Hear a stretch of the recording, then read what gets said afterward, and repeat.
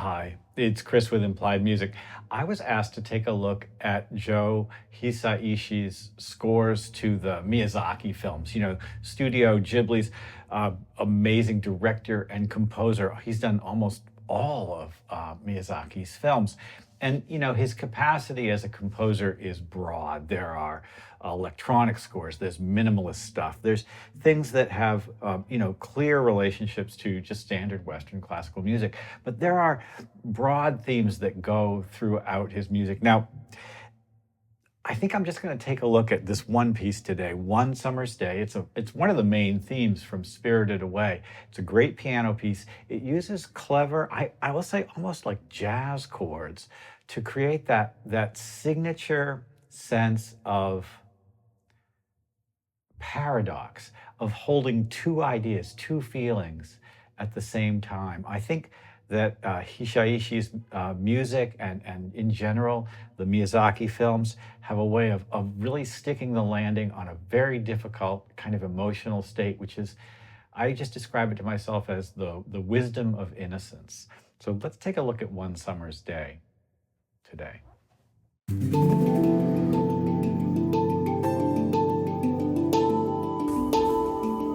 Ordinarily, I would play the whole piece, but I'm pretty sure I would just get a big old strike against me. So let's just kind of sink into the sections, because there are a couple of ideas which sort of recur over the course of this iteration of the piece. And the first one is this collection of rather famous chords.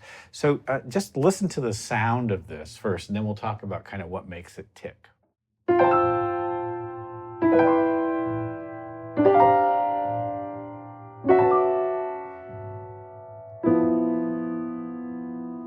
That chord there. All right, so the first set of 4 chords. I mean, at some level, it's really just F major 7, E minor 7, D 11, and then you really expect it to go to C, except it doesn't go to C. It goes to an unusual, unbalanced, surprising chord. So that chord is wonderful. Now, what makes that series of chords in the iteration here so beautiful is, instead of just a stack of thirds, the arrangement is such that what we're hearing is, in this case, like a stack, maybe you hear it, a stack of fifths, and then 2 more fifths on top. There's a second there chunking in, and then we get kind of exactly the same idea. This kind of quality, where the C on top unbalances the E minor 7, is a really important part of the language of the piece. Another stack of fourths, and the B flat unbalances that stack of fourths on the D minor, and then this, which is really a pure stack of fourths. The ambiguity of that chord is a central, I guess I would say almost like musical philosophical idea. I said the wisdom of innocence before, and that's kind of a paradoxical notion, isn't it? Well, that paradoxical notion continues. This is a beautiful dominant chord. If I put a G under here, you would hear it as G7, and you'd expect me to go to C, right? It's a stack of fourths. That fourth is an augmented fourth, a tritone, and now the melody begins. I love that 16th there, right in that top line. It's sort of a little unbalanced. Another stack of fourths, up a skip. More fourths. More fourths. More fourths. And now a whole series of them. And then, instead of a G in the bass, it's an F in the bass. And I guess that is also kind of a beautiful destabilizing quality. This stack of fourths, this sort of series of fourths, a G fourth, an F stack of fourths has a tritone, an E fourth, D fourth, stacks of fourths, E fourth, and then with the F in the bass. Back to the melody. Just a big old G7 chord, right? And then another stack of fourths, this time with C in the bass.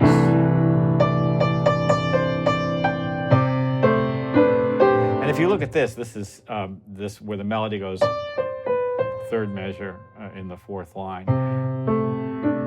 That's a stack of fourths with a C in the bass. The stacks of fourths have this ambiguity, this openness, this clarity, which is present in the visual imagery of the film as well. There's something really just spectacular about that. Where am I? So here. And now we kind of leverage both hands. This is a standard kind of D minor 9 chord.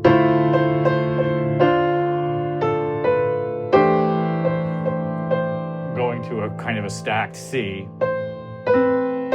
And then this beautiful moment, that's F minor 7, which is a borrowed chord from the C minor system. And then this is just this gorgeous thick sound, and we're going to analyze this as G7, flat 9, add an 11, a normal 11, and there's the fifth on top. It's so beautiful. And then we would expect to go to C there, but we don't. Where we go is an F chord. It's a kind of a delayed reaction. It's this F. And that F is an F chord with a G on the top. It's the ninth. And so more yearning, more unresolved kind of intensity. E7 to A minor, and then this gorgeous B flat triad over C, and the B flat triad over C is kind of a C11, right? And we expect to go back to F. Sure enough, we do. We've just done this, we're just going to do it again. And then this chord here. This is D. I'm going to call it D7, D13 really. You hear that?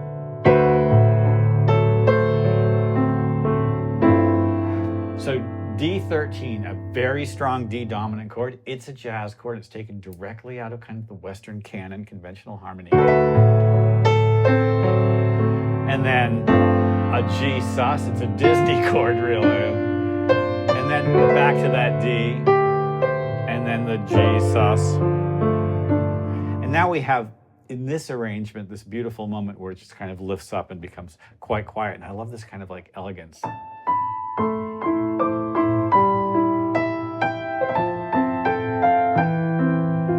And then here's a series of chords which are just kind of make it for me.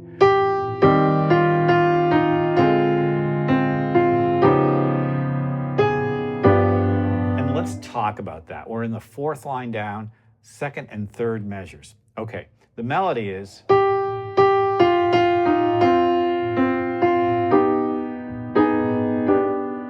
And what that is C minor to this, which I think we have to analyze as kind of a F minor 6 chord.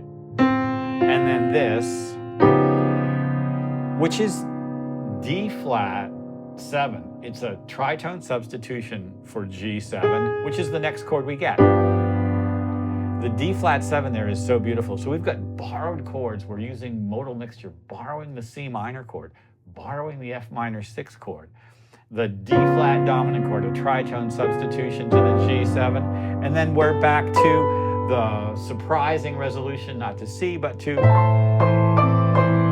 A minor. Here's that C minor again. And then this gorgeous moment.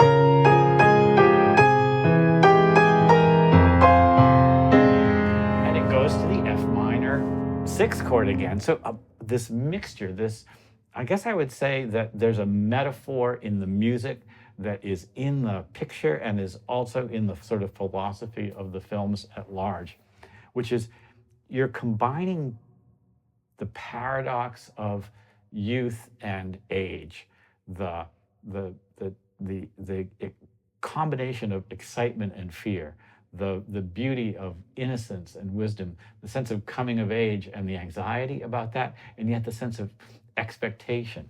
It's a kind of a set of feelings that are hard to get to, and music opens a channel to the heart that helps us do that.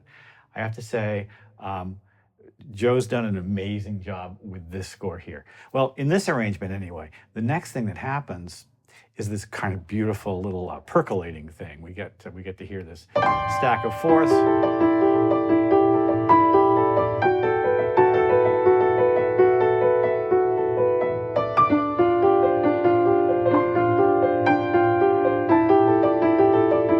And now we're back to down at the bottom where it says free, these more fourths. And so a surprise chord, and that surprise chord takes us to this A minor, and we're kind of back to our original world.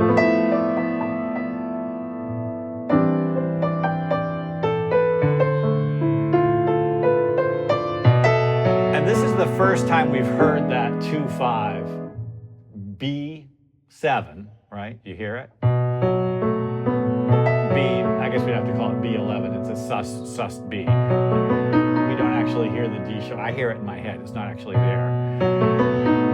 B to E7. And now in this arrangement too, this beautiful, look at this instrumental form.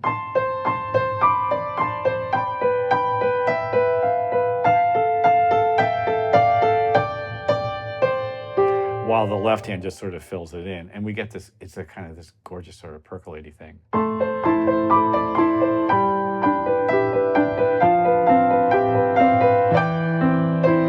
here's the C minor again. I love that moment. It's so kind of weirdly jazzy. There's the D flat, tritone substitution to the C dominant, and we're back to our original melody. So the original melody, A minor.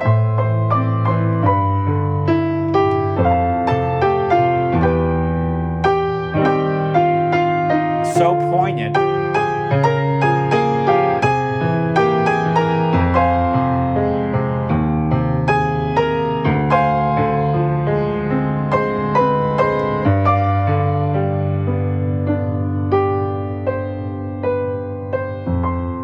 And it ends not as you'd expect on a C, but on this kind of beautiful, kind of aching F major 7, sharp 11. The sense of holding two ideas at once, the paradox of the piece is the essence of it. And this is a masterful, it's like a masterclass on how to achieve that. Hisaishi is a master of melody, of harmony, of orchestration. The dozens of films and other things that he's output. It's humbling, right?